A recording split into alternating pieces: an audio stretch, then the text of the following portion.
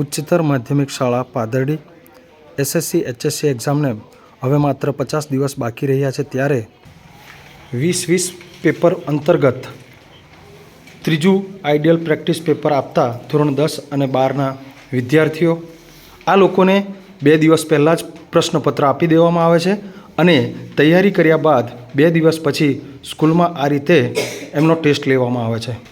વિદ્યાર્થીઓમાંથી બોર્ડની પરીક્ષાનો ડર દૂર કરવા માટેનો આ એક પ્રયત્ન.